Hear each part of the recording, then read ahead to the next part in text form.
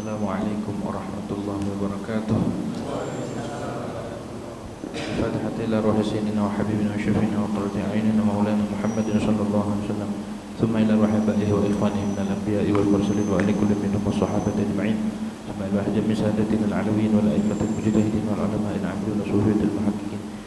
إنما كان وحلت الروح من مشارق الأرض إلى مغاربها ونخص خصوصا إلى روح الأستاذ الأعظم الحق المقدم محمد بن علي بعلوي وأصوله وفروعه ثم إلى روح سيد علي العظيم وسيد علي صاحب الرسول محمد وعلى الداوين سيد عبد الرحمن سقف وأولاده خصوصا شيخ أبي بكر أسد ما شاء الله مختار وإخواني ما ثم إلى الحبيب عبد الله بن أبي بكر العيدرس وحبيب بكر بن عبد العيدرس صاحب الشيخ بن عبد الله بن الحبيب علي بن عبد الله ثم إلى شيخ علي بكر صاحب الحبيب عبد الرحمن وأبي أحمد بن عبد الرحمن وأولاد شيخ علي بن شيخ أبي بكر بن سالم وأولاد سمر سمر بابا خام سمر بنجا بشر عبد الرحمن الأخضر وسمر بابا سالم بن سمر بنجا حدا وسمر بابا سالم سمع إلى النبي عبد عمر بن عبد الرحمن الأفطس والشيخ علي بن عبد البارس وعبد الزيد بن محمد سالم بن الحبيب عبد الله بن علي الحداد الحبيب حسن بن عبد الحداد وأولاده ثم الحبيب أحمد بن حسن بن الحبيب أحمد بن زيد الحبيب شعب بن جعفر بن أحمد بن زيد الحبيب شعب الحبيب أحمد بن عمر الهندوان أبي أحمد بن والد مسلم أبي محمد بن زيد مسلم أبي أحمد بن حسن عطوس أبي علي بن حسن عطوس أبي بكر بن عبد الله ثم إلى الحبيب حسن بن صالح البحر الحبيب عبد الله بن مسلم بن طاهر الحبيب طاهر بن مسلم الحبيب عبد الله بن مالك بن يحيى الحبيب عثمان بن يحيى الحبيب عبد الرحمن بن عوف الحبيب عبد الله بن بقية الحبيب إدريس بن عمر الحبشي والحبيب عبد الله والحبيب عبد الله بن عبد الحبيب عبد الله الحبيب حسن علي بن حبشان الحبيب الحبيب حبشان الحبيب حسن الحبيب بن حسن الحبيب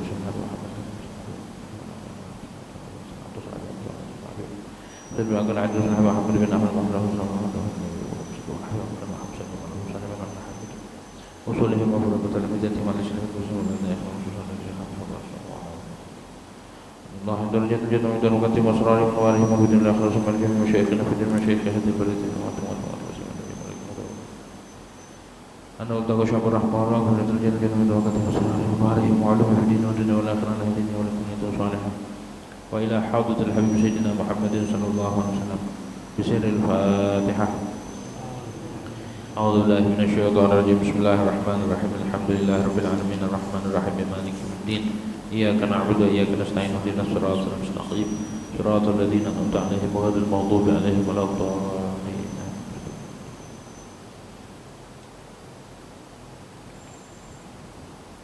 بسم الله الرحمن الرحيم. Alhamdulillahi Rabbil Alamin. Wassalatu wassalamu ala ashrafil anbiya'i wal mursalin Sayyidina Muhammadin wa ala alihi wa sahbihi ajma'in. Rabbi syrah li sadri wa yassir li amri wahlul 'uqdatam min lisani yafqahu qawli. Rabbi zidna ilman nafi'a warzuqna fahman thaqiba. Allahumma anfa'na bima 'allamtana wa 'allimna alladhi yanfa'una. Subhanaka la ilma lana illa ma 'allamtana innaka antal alimul hakim. Wa la hawla wa la quwwata illa billahil aliyyil azim. Amma ba'd. Qala al-muallif rahimahullahu ta'ala wa nafa'ana bihi wa bi barakati 'ulumihi fid dharain amin. Kitabus salati, adapun ini yaitu kitab salat, menerangkan tentang salat. Faradallahu ala hadhil ummati fi kulli yawmin wa laylatin khamsa salawatin faqat. Telah memfardukan oleh Allah atas ini umat pada tiap hari sehari semalam khamsa salawatin, akan 5 salat waktu saja. Wahia al-zuhr wal asr wal maghrib wal isya was subh. 5 salat itu pertama salat zuhur, salat asar, maghrib, isya, subuh. Wala tajibu illa 'alal muslimil balighil 'aqilil tahiri minal haidh wan nifas ba'da dukhuli waqtiha. Dan tidak wajib hukumnya salat 5 waktu ini kecuali atas orang Islam yang baligh, yang berakal, yang suci dari haid dan nifas ba'da dukhuli waqtiha, wajib juga setelah masuk waktunya salat. Walikulli salatin minha waqtun mahdudun, dan itu bagi tiap-tiap salat dari 5 waktu itu ada waktu yang tertentu, terbatas, ada batasan waktu.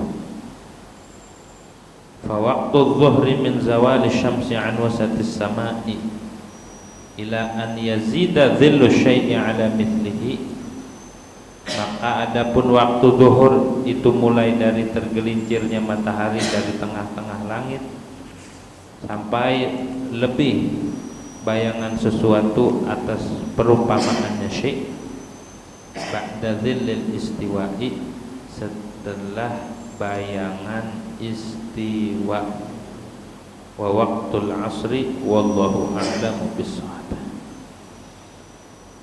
Hadirin wal hadirat yang dirahmati oleh Allah Subhanahu wa taala.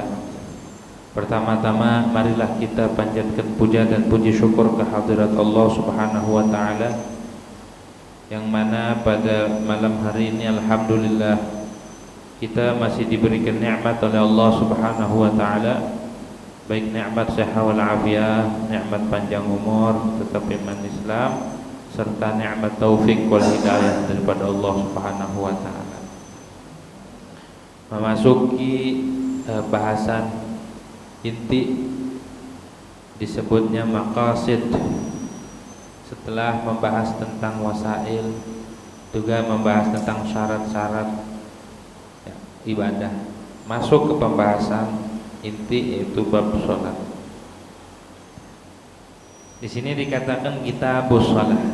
Adapun ini itu kitab menyatakan tentang salat. Arti kitab itu kumpulan pembahasan tentang salat.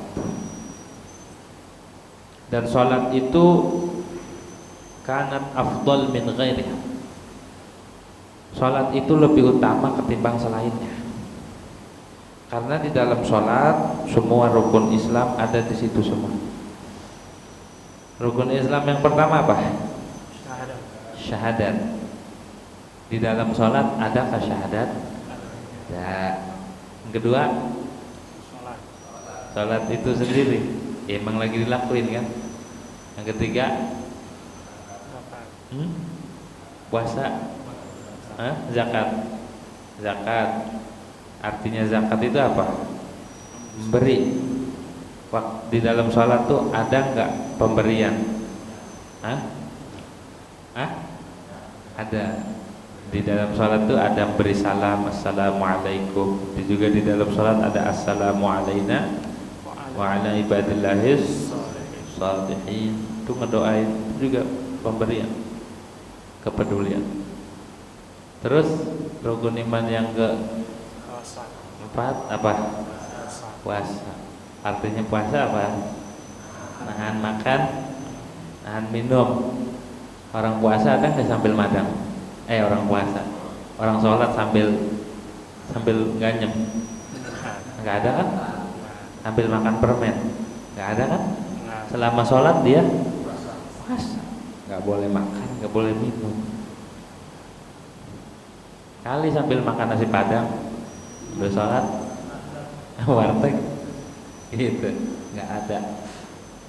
Ada kan? Yang terakhir apa? Rukun Islam. Haji ya. Orang sholat madepnya kemana? Kiblat itu mana? Baitullah. Jadi kumpulan ibadah-ibadah yang ada di rukun Islam ada semua di sholat. Makanya sholat itu afdal ibadah badaniyah. Paling afdalnya ibadah badan ya sholat.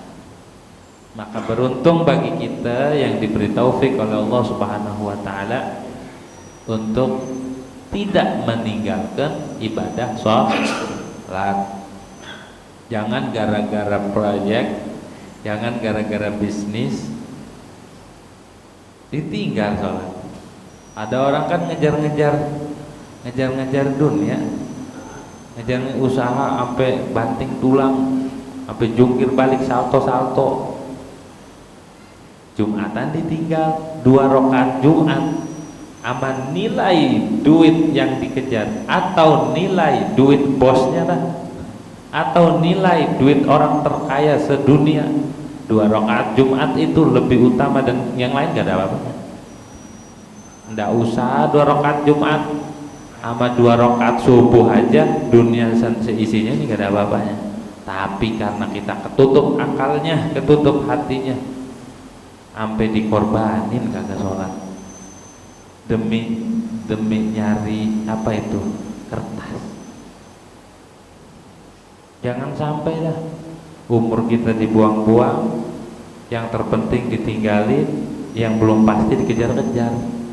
Sholat terbengkalai, padahal paling afdolnya ibadah badannya adalah sholat. Kalau orang belum tertanam di hatinya bahwa ibadah sholat atau tentang akhirat itu lebih utama ketimbang dunia, berarti ini orang ketutup mata hatinya. Kalau ada kebahagiaan selain berhubungan dengan Allah, berjumpa dengan Allah, berinteraksi dengan Allah Subhanahu wa ta'ala melalui ibadah-ibadah, maka ini orang salah jalan. Jadi Fatihahnya belum apa? Belum masuk, belum lempeng. Ngaji lagi, Fatihahnya ngaji lagi. Lah kan saya udah tajwidnya bagus. Coba di dalam Fatihah ada bahasa ihdinas siratal. Ternyata dia minta ihdinas siratal mustaqim, ya Allah tunjukkan aku jalan yang lurus. Ama ngaji ogah. Fatihah mah bisa baca, tak minta jalan yang lurus dikasih jalan ogah. Minta jalan yang lurus sama sholat ogah-ogahan, sama ibadah ogah-ogahan, sama ngaji ogahan. Fatihahnya belajar lagi dah, ngaji lagi Fatihahnya belum itu, ihdinas siratal mustaqimnya belum, begitu ya, belum bisa memasang makna ihdinas siratal mustaqim, karena kita masih ugal-ugalan hidupnya ya. Fafarduha afdalul furu', sholat wajib, sholat fardu itu paling afdolnya fardu. Kan banyak fardu itu bukan yang sholat, puasa fardu, puasa Ramadan, zakat fardu, haji fardu. Tapi fardu, sholat fardu itu lebih utama. Wa nafluha afdalun nawafil, dan sunnahnya sholat sunnah itu paling afdolnya sunnah. Puasa kan ada puasa sunnah, sedekah ada sedekah sunnah, dan ibadah yang ada sunnah. Ibadah sunnah sholat lebih utama, maka jangan disepelein begitu. Walaupun sunnah jangan disepelein. Kenapa? Karena satu-satunya ibadah yang dijemput langsung oleh Rasulullah SAW adalah ibadah sholat 5 waktu tanpa perantara. Itu di peristiwa Isra wal Mi'raj, perintah sholat tuh begitu langsung. Saking istimewanya semua gerakan malaikat. Nih yang kita lakuin nih, kalau pengen tahu, mulai dari berdiri, ruku, sujud, julus, baina sajdatain, semua yang ada di dalam sholat itu perbuatan siapa? Perbuatan Rasulullah, ya kan? Jadi kita meniru Rasulullah itu bukan hanya perintahnya, perilakunya kita tiru. Nah, yang ada yang mencakup dari mulai ucapan, niat, perilaku ada di sholat. Rasul bagaimana cara duduknya, cara berdirinya, cara sedekapnya, cara sujudnya. Jadi perbuatan sholat itu adalah perbuatan meniru perilakunya Rasulullah. Belum isinya nih, baru perbuatan. Jadi ketika Isra wal Mi'raj, Nabi itu naik ke langit pertama, ngelihat malaikat pada berdiri, naik lagi, ada malaikat pada ruku, naik lagi. Nabi itu di hati pengen, ini amalan bisa diturunkan ke bumi. Ini amalan malaikat bisa diamalkan oleh umatnya. Gimana cara? Dapatlah perintah itu. Ada yang sujud, malaikat sampai hari kiamat, ada yang ruku sampai hari kiamat, ada yang berdiri. Ya, gerakan sholat itu. Akhirnya keinginan Nabi dikabul oleh Allah Subhanahu wa ta'ala, hingga gerak-gerikan malaikat, ibadahnya malaikat diturunkan buat umat Nabi Muhammad sallallahu alaihi wasallam. Andai kita dapat jurus, kita berguru silat, dapat jurus, dapat gerakan yang luar biasa, gerakan yang tidak dimiliki oleh silat manapun, gimana itu perasaannya? luar biasa, selamatan 7 hari 7 malam, habis dapat jurus baru gitu ya. Ini mah bukan dari manusia, ini mah bukan dari bumi, dari langit, dan perbuatannya perbuatan malaikat diturunkan buat kita. Harusnya mah lebih bersyukur lagi. Siapa yang bisa nyampe ke langit? Hah? Kagak ada, hanya Nabi Muhammad SAW. Ini mah ogah-ogahan ya. Itu baru perbuatan. Di dalam sholat paling afdol perbuatan amal itu amal sholat. Paling afdolnya duduk itu duduk ketika sholat, dan paling afdolnya hayatul julus itu duduk tahiyatul akhir. Paling utamanya duduk tahiyatul, duduk paling beradab, karena waktu Rasulullah SAW naik ya, Isra wal Mi'raj itu naik ke langit pertama, kedua, ketiga, sampai keluar dari alam semesta, menghadap keharibaan Allah Subhanahu wa taala, melihat keagungan Allah Subhanahu wa taala min ghairi kaifin, tanpa ada cara bagaimana ngelihatnya, enggak ada yang bisa jelasin. Nabi duduknya itu duduk tahiyatul akhir, namanya julus tawarruk ya. Begitu duduknya. Ketika Nabi bilang at-tahiyatul mubarakatus salawatu thayyibatu lillah, Nabi bilang gitu. Segala penghormatan, sehabis-habisnya penghormatan, semua bentuk penghormatan, al-mubarakah segala keberkahan, as-salawat segala rahmat, at-thayyibat segala hal kebaikan, at-tahiyatul mubarakatuh salawatu thayyibatu lillah, hanya pantas disandangkan buat Allah Subhanahu wa taala. Nabi itu langsung bertemu, dijawab sama Allah, assalamu alayka ayyuhan nabiyyu wa rahmatullahi wa barakatuh. Salam sejahtera atasmu wahai kekasihku, tanpa perantara, langsung salamnya Allah kepada Nabi Muhammad SAW.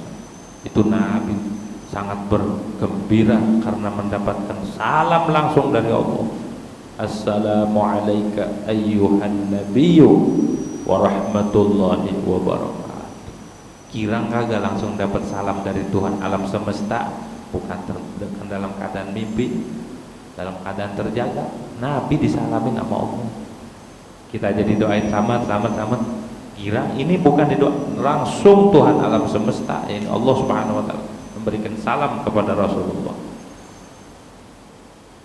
Nabi jawabnya apa?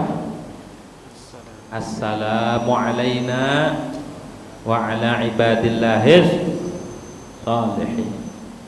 Nabi enggak mau membuang-buang kesempatan. Ini salam dikasih sama Allah.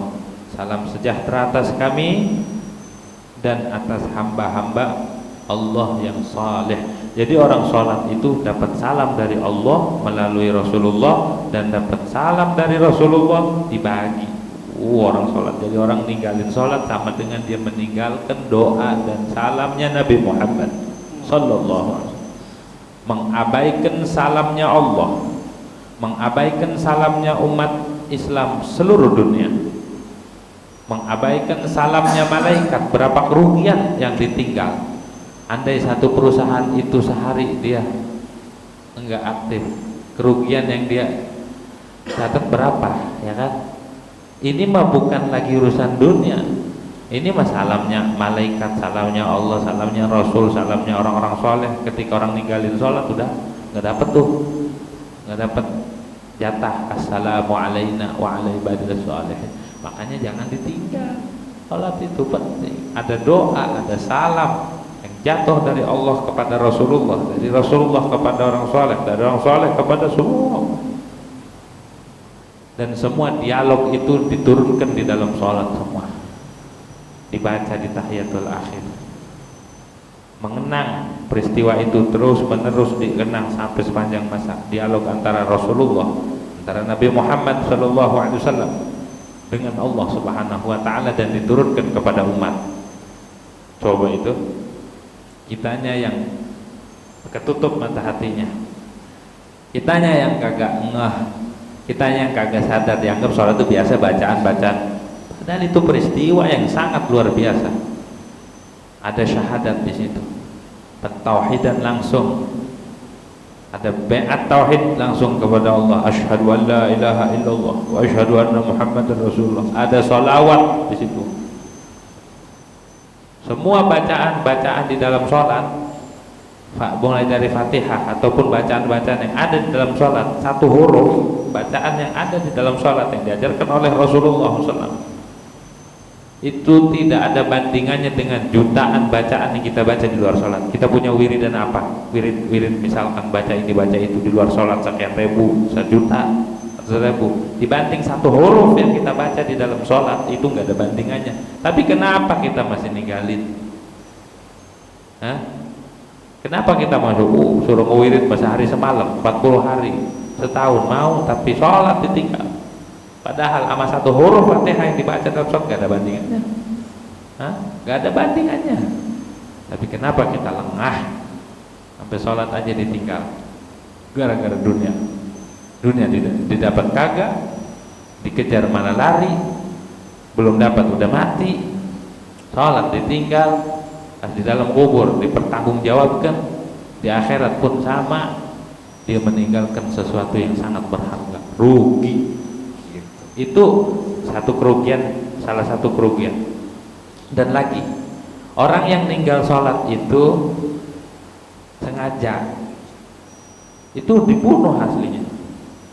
Orang yang meninggalkan sholat sengaja, entah karena malas atau karena ngapain sholat. Kalau orang begitu murtad dan dibunuh. Tapi kalau orang malas, disuruh tobat dulu, tobatnya sholat, kalau enggak udah bunuh. Karena apa? Karena dia merugikan diri sendiri dan orang lain. Tuh orang yang meninggal sholat merugikan diri sendiri baik di dunia dan akhirat. Udah, daripada ngabis-ngabisin umur, nambah-nambahin dosa, penggal aja aslinya tuh. Cuma kalau sekarang main penggal, nggak ada orang yang hidup, banyaknya kagak sholat begitu ya. Aslinya tuh begitu. Tapi alhamdulillah Allah masih ngasih kebijakan di kita, hingga kita itu di Indonesia terutama enggak diterapkan. Coba kalau diterapin hukum Islam, enggak ada orang yang hidup karena tidak sholat. Begitu tuh ya. Itu satu kerugian. Ada lagi dampaknya, orang yang enggak sholat hukumnya fasik. Hukumnya fasik. Kalau orang fasik nggak boleh jadi wali nikah, nggak sah ngenikahinnya, nggak sah jadi saksi juga. Babanya nggak pernah sholat, punya anak, main nikahin aja. Kalau secara fikih nih, kalau dia nggak tobat, kagak sah nikahnya. Kalau nggak sah nikahnya, apa jadinya? Kumpul apa? Kumpul kebo. Siapa yang salah? Yang salah kebo katanya. Tuh dampaknya tuh, orang menyia-nyiakan perintah Allah Subhanahu wa taala, fasik. Ya, fasik. Orang enggak pernah sholat jadi saksi pernikahan ke, saksi apa ke, enggak sah saksinya. Enggak sah jadi saksi, dan apa yang disaksikan tidak sah. Ngeri kan? Ngeri. Bukan hanya dampak ke dirinya saja. Tuh dampaknya ke anak, keturunan, dampak sosialnya juga ada. Makanya jangan macam-macam sama ibadah sholat. Lakuin aja walau kepaksa, walau kayak gimana, wadah nggak apa-apa, kepaksa juga, sholat aja. Begitu tuh. Saya ngapain sholat masih kepaksa? Biarin, paksa juga. Gitu. Emang kita siapa? Wahya afdalul ibadatil badaniyah. Dan sholat itu paling afdalnya ibadah badan. Habis sholat utamanya wa ba'dahas shaum. Setelah sholat itu puasa Ramadan yang paling utama. Tsummal hajju, tsummal zakatu. Kemudian haji, kemudian zakat. Jadi paling utama itu sholat, kemudian puasa, haji dan zakat. Gitu ya. Penting tuh makanya. Faradallahu ala hadhil ummah. Allah telah memfardukan atas ini umat pada sehari semalam khamsa salawati faqat, akan 5 waktu saja. Yang asalnya berapa? Asalnya berapa? 50 waktu. Coba kalau 24 jam bagi 50, kagak. Buat makan mana? Buat tidur mana? Buat ngerokok, buat ngopi, nggak ada. Buat ngobrol, nggak ada. Dikurangin jadi 5 waktu. Itu juga masih ngurang-ngurangin. Dikasih 5. Hah? Ada yang maghrib doang. Hah? Ada yang sholat zuhur doang, asar tanggung. Ada yang sholatnya isya doang. Ada yang sholatnya subuh doang. Ada yang 5 waktu full. Itu aja masih nawar, gitu ya. Sehari semalam cuma 5 waktu Allah minta. Ketika orang sholat, apakah menghabiskan waktu? Berapa menit orang sholat? Hah? 5 menit? 5 menit? Kalau kita madang berapa menit? Setengah jam? Setengah jam? Hah? Kalau kita ngerokok habisin 1 batang berapa menit? Hah?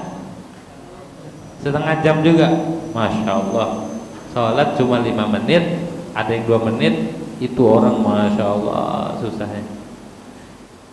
Giliran kongkok mah sehari semalam kuat dia begadang. Mulai dari maghrib start ngobrol, ngopi, sampai kopinya habis bikin lagi, rokok habis beli. Datang lagi temennya sampai subuh. Habis itu tidur. Pas sholat subuh bukannya sholat malah tidur. Kongkok kuat dia, tapi sholat berapa menit kagak kuat. Makanya gunung, langit, bumi ketika diamanatin sama Allah kagak mau.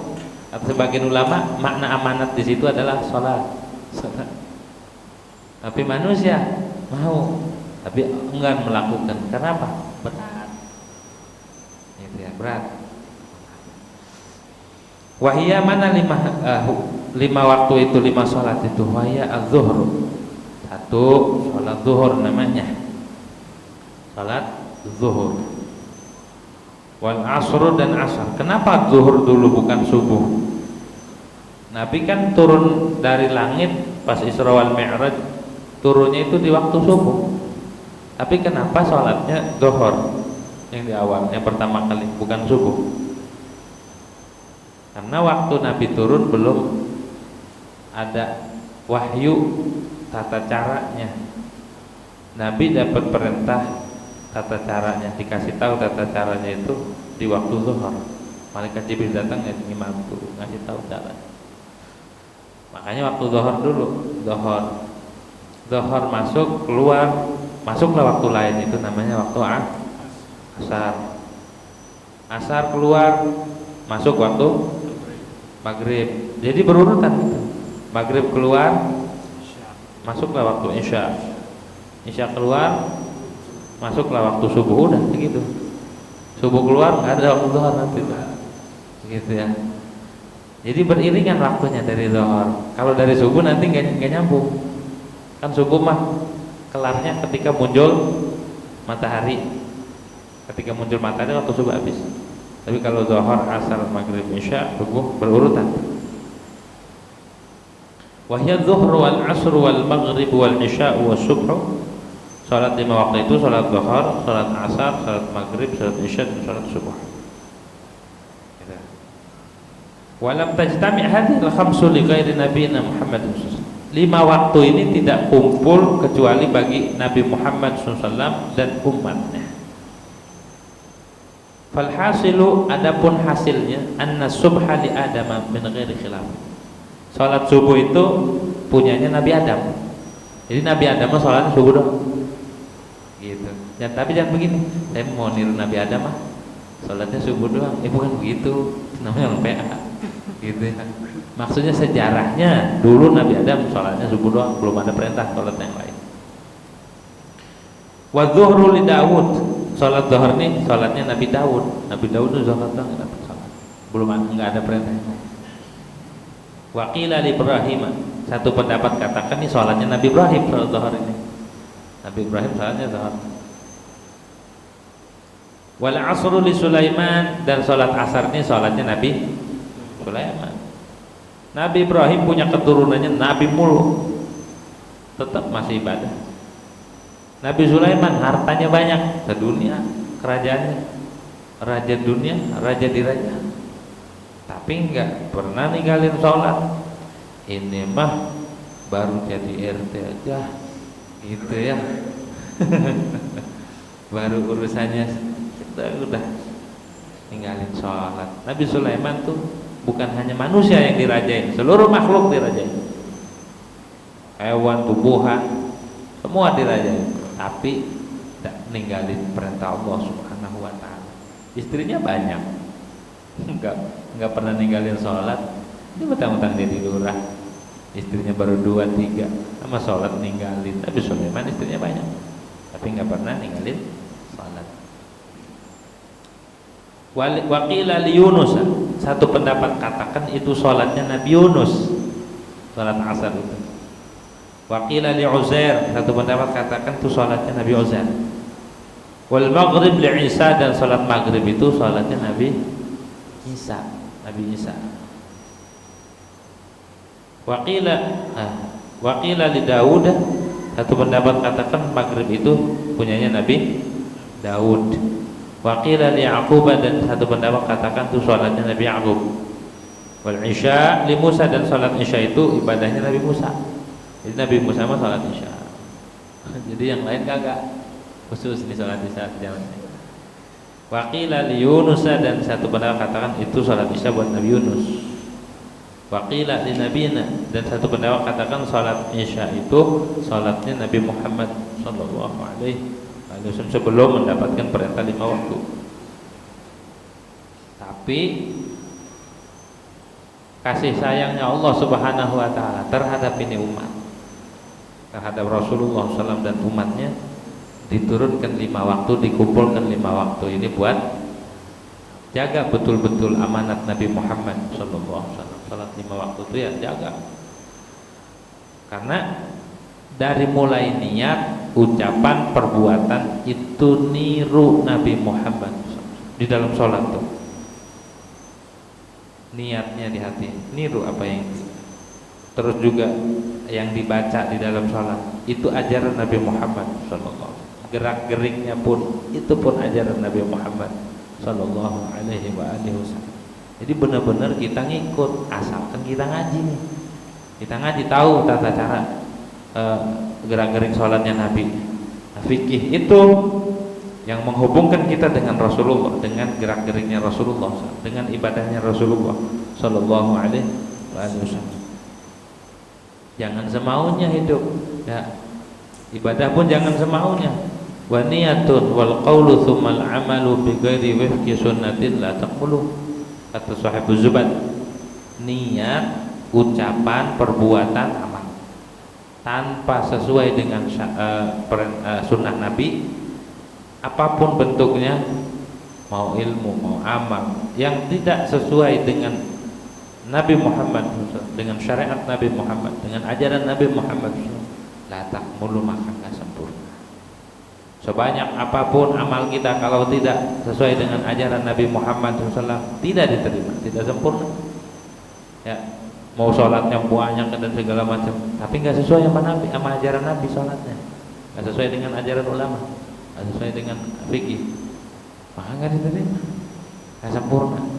Jadi yang membuat diterimanya amal itu apa? Sesuai dengan ajaran Nabi Muhammad sallallahu alaihi wasallam. Jadi sebenarnya yang membuat ibadah kita diterima karena berhubungan dengan Rasulullah sallallahu alaihi wasallam. Oh, pentingnya ngaji di situ. Pentingnya kita nuntut ilmu di situ. Enggak asal ngamal-ngamal aja, ngaji juga. Begitu ya. Kalau enggak sesuai, enggak diterima. Walau orang sholatnya sehari semalam 1000 rakaat, tapi dia kagak ngaji, nggak tahu syarat-syaratnya, kagak tahu harus suci dari najis, dari hadas, ceboknya kagak bener, ceboknya kagak sesuai dengan ajaran Nabi, dia sholat, tapi ceboknya nggak rapi, sah nggak sholatnya? Hah? Habis sholat bau petasan angus, bukan petasan angus, ente cebok kagak sesuai dengan ajaran Nabi. Begitu. Walau sholatnya sampai jidatnya bolong, kalau nggak sesuai dengan ajaran Nabi Muhammad Sallallahu Alaihi Wasallam tidak diterima. Masuk ke kamar mandi nggak pakai sendal, kamar mandi itu najis apa enggak lantainya? Umumnya najis nggak? Najis kan? Kita masuk kamar mandi nggak pakai sendal, di situ basah, kaki kita bersentuhan dengan lantai, nggak dibasuh lagi, main keluar aja. Habis itu sholat, ada najis, sah nggak? Hah? Sah nggak? Sholat bawa najis. Tuh. Jadi kita masuk kamar mandi harus sesuai dengan ajaran Nabi. Nabi kalau masuk kamar mandi bawa sendal, bukan bawa di tenteng, bukan. Saya bawa sendal, bukan, dipakai. Gitu, dipakai sendalnya. Biar apa? Biar kagak najis. Terus juga kalau kita ngelepas celana, ngelepas kain, kalau kita nggak pakai sendal, terus kena kaki kita yang basah, najis nggak tuh lantai? Kena kain, kena celana, najis nggak tuh celananya? Najis. Dipakai baik buat sholat, sah nggak sholatnya? Enggak. Mana jadi imam lagi? Begitu ya. Apalagi di rest area, di bandara, di stasiun yang ceboknya belum tentu ini, terus juga di situ ada, begitu tuh ya. Maka dari itu kita ngaji itu buat ngerapiin hubungan kita dengan Allah Subhanahu Wa Taala. Jangan asal-asalan. Masuk kamar mandi harus pakai sendal, keluar kamar mandi pun harus rapi itu keluar. Jangan sampai ada bau-bau najis. Masuk ke masjid kayak ini, ngotorin masjid akhirnya lantaran kagak ada ilmu. Walaupun udang-udangnya gede, walaupun jubahnya, walaupun tongkatnya tinggi nih, tapi kalau dia tidak sesuai dengan ajaran Rasulullah SAW, ilmunya tidak sesuai dengan yang diajarkan oleh para ulama, tetap nggak diterima. Begitu. Perihal ilmu itu bukan tampilan, perihal amal itu bukan tampilan, tapi siapa yang mengikut Rasulullah SAW itu dia yang diterima. Begitu. Bukan tampilan ilmu mah, tapi siapa yang sesuai dengan ajaran fuqaha, ajaran para ulama, maka dialah yang diterima sholat. Jangan asal-asalan kita sholat. Ada lagi yang kencingnya di wastafel yang berdiri, ya kan? Belum lagi kebelet, asalnya kencing langsung nembak, langsung ke baju, celana. Habis itu kayak kagak punya salah lagi, wudu segala macam. Dah, kalau nggak ngaji mau begitu hidupnya. Berantakan. Kalau tidak sesuai dengan ajaran ulama, ajaran fuqaha, berantakan. Ibadah kita juga berantakan. Begitu tuh. Gaya doang gaya, tiada penolong. Padahal penipu. Gitu ya. Kenapa? Gayanya doang. Dia Allah, tapi syarat-syaratnya tidak dipenuhi. Walaupun setiap Jumat dikatakan ittaqullah, takwalah kepada Allah. Malah sama-sama kita meningkat ketakwaan. Apa arti takwa? Jalankan perintah, jauhi larangan. Apa yang namanya perintah? Kalau sholat itu perintah Allah bukan? Perintah Allah. Di dalam sholat itu ada syarat, ada rukun. Kalau tidak dilaksanakan syarat dan rukun, mana bisa kita melaksanakan perintah. Jadi yang namanya melaksanakan perintah itu mengetahui syarat dan rukun dan mengamalkan syarat dan rukun. Mengetahui itu ngaji, mengetahui itu belajar tentang syarat dan rukunnya sholat. Walaupun digembor-gemborin ittaqullah, bertakwa, tapi ngajinya nggak ditempuh, nggak bakal bisa bertakwa kepada Allah Subhanahu Wa Taala. Walaupun dia khutbahnya nih sampai gemeteran, ya menggelegar, tapi tidak dianjurkan untuk menuntut ilmunya Allah, tidak dianjurkan untuk mempelajari syarat dan rukun perintah Allah Subhanahu Wa Taala, hingga dia melaksanakan ibadah tanpa ilmu, maka tidak diterima takwanya. Begitu. Maka dari itu yang terpenting dari ibadah adalah ilmunya. Itu diamalin. Kalau kita nggak tahu, main sholat aja. Sedangkan kita tidak tahu syaratnya, agak sah. Tetap dikatakan ninggalin sholat. Walaupun adanya di masjid, dia tidak tahu syarat dan rukun. Akhirnya apa? Dipikir mudah aja sholat. Akan tetapi dia meninggalkan syarat dan rukun, dia nggak tahu, batal sholatnya, nggak tahu, pulang aja. Tetap dikatakan tarikus sholat. Dia meninggalkan sholat walaupun di masjid. Kok ninggalin sholat? Kan saya rajin ke masjid. Tadi sholatnya batal. Kenapa batal? Ente makan? Enggak. Tapi habis tadi makan ada nasi kan sisa, iya ditelan, itu batal.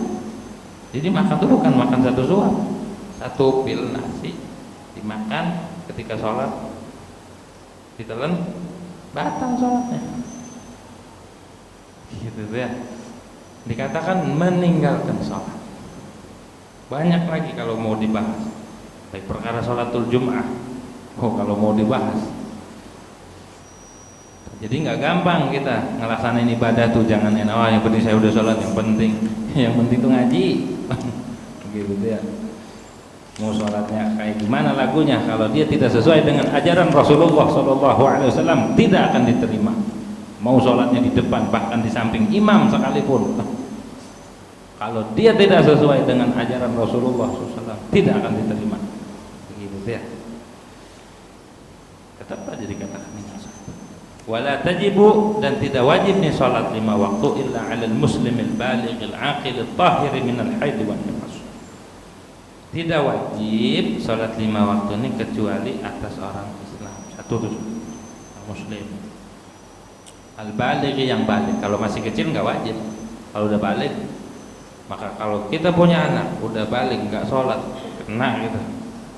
Anak kita kena, kita yang nggak ngedidik sholat, akhirnya terbengkalai. Begitu dititipin anak tapi anaknya tidak melaksanakan perintah Allah Subhanahu wa taala padahal sudah baligh. Al-aqili, yang berakal. Kita ini berakal nggak? Berakal ya. Normal kan akalnya? Normal. Begitu tuh, bisa bedain mana yang bagus, mana yang bagus, mana yang buruk, kita bisa bedain. Begitu tuh. Kalau orang nggak berakal nggak wajib sholat. Kalau nggak pengen sholat, kalau pengen gugur, hilang dulu akalnya. Hilangin dulu akalnya, baru nggak wajib. Tapi kalau kita dikasih akal oleh Allah Subhanahu wa taala normal, maka harus sholat. Dalam keadaan apapun harus sholat. Oh, di rumah sakit, saya sakit, tetap sholat. Wudunya gimana? Tetap sholat. Semampu kita sholat. Begitu tuh. Jangan sampai kita capek tidur aja. Di rumah sakit lagi sakit nggak sholat. Enggak. Tetap harus melaksanakan selagi akal kita masih tetap. Wala yatrukus sholata madama aqluhu tsabitan. Tidak boleh seorang itu meninggalin sholat selagi akalnya masih tetap begitu, akalnya masih normal. Kalau kecuali udah agak miring-miring dikit akalnya, pulang salah rumah, ini rumah siapa ya? Udah akalnya udah agak miring, maka itu mah pulang dari masjid sendal orang dipakai baik, terus kata sendal saya tuh. Ini akalnya udah miring gitu ya. Terus udah berak kagak pernah cebok. Nah, ini udah miring nih akalnya. Kagak pernah cebok nih. Nah, udah agak miring-miring dikit, maka gugur gitu. Tapi ama madang doyan, waktu lapar di nyari makanan, giliran sholat kagak sholat. Nah, ini mah bukan miring, ini mah doyong ya. Gitu. Alhamdulillah kita dikasih nikmat akal oleh Allah Subhanahu wa taala, gunakan. At-tahiri minal haidi wan nifas, yang suci dari haid dan nifas. Bagi perempuan yang tidak haid dan tidak nifas. Kalau orang haid nggak wajib. Kalau orang nifas nggak wajib. Nanti kalau suci mandi baru tuh wajib. Tapi kalau lagi haid, libur. Lagi nifas, libur, kagak salat. Begitu ya, nggak salat, nggak boleh, haram banget. ba'da dukhuli waqtiha, setelah masuk waktu sholat tuh. Kalau belum masuk waktu nggak boleh. Saking kerajinannya belum waktunya udah sholat aja. Hah? Udah sholat udah ke masjid, nggak boleh. Hatta azan sebelum waktu nggak boleh. Haram pokoknya. Azan belum masuk waktu itu hukumnya haram. Kalau azan buat ngasih tahu waktu. Apalagi di bulan Ramadan belum masuk waktu maghrib udah saking laparnya, dulu lapar banget nggak ada yang ada, naik aja pegang mic. Akhirnya kan yang kena prank satu kampung. Udah siap-siap baik kan, padahal dia yang terburu-buru belum masuk waktu, 3 menit lagi 4 menit di adzan aja, yang kena prank satu kampung.